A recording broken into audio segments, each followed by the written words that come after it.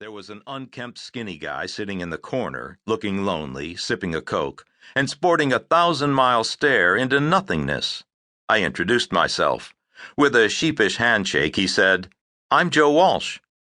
Joe Walsh of the Eagles? Yes, it was. On the other side of the room, E Street Band saxophonist Clarence Clemens had that always cheerful look.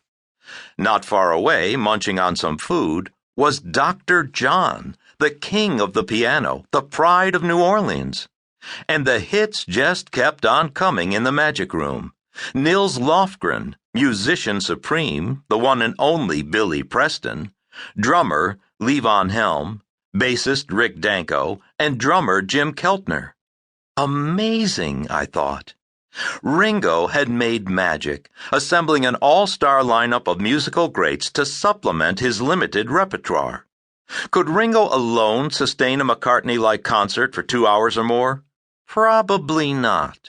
But in the process of putting together this extraordinary collection of artists, he had created a knockout concert.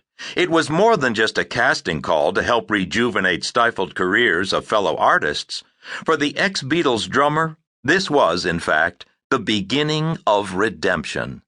And it was an experience he was delighted to share.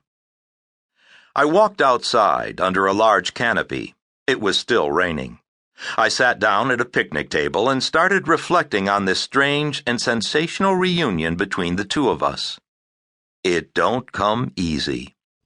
It didn't for Starkey, a.k.a. Ringo, whom I watched slowly walk down a narrow metal staircase, dressed in a bathrobe with a towel draped around his neck.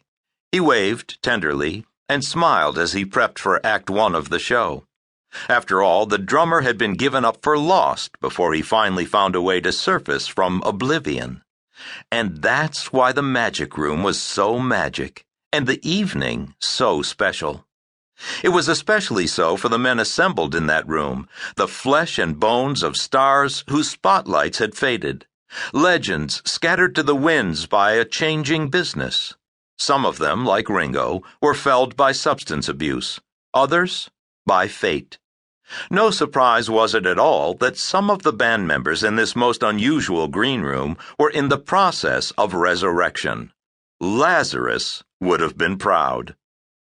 With a little help from his friends, and they with a lot of his own help, Ringo was unselfishly prepared to chart the course for the rest of his career. It was an act of grace, a display of kindness. It was part of the fiber of the boys who, back in the Liverpool days and nights, made the joy and dreamed of the music they could make and the stories they could tell. In an era of celebrity misfits and coarse role models, the four dreamers from so long ago still stand out, for their character as much as their intrigue. And there is plenty of that, as you will soon learn.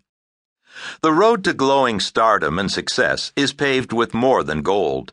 It is hard and scathing, and sometimes treacherous. We all know what happened at the end, which to this day has been an endless ending to an unlikely story. But the story of how Richie and his three mates came to that point really starts at the beginning. And I'm talking here about the exit from the womb and the arrival in a dark, dank, and battered city where all hell was breaking loose in a daily struggle for survival. It was there, amid the crushing bombs and abject poverty, that the story of the Beatles really began. On the 1989 stage in Wisconsin, Ringo feigned a loss of memory as I quizzed him about the touring days. After a few minutes, his mind seemed to stir. His eyes lit up. We recalled together the crazy nights, and the crazier crowds, and the tumult. At the end, he just smiled. "Remember, Larry?" "Yes." "We were just boys then. Just boys." "Just boys," he added for emphasis. The boys became men. And the men endured in a way that few world icons endure and evolve, making an imprint larger, in some cases, than the tenure of some world leaders. The spotlight moves 1,200 miles east to 6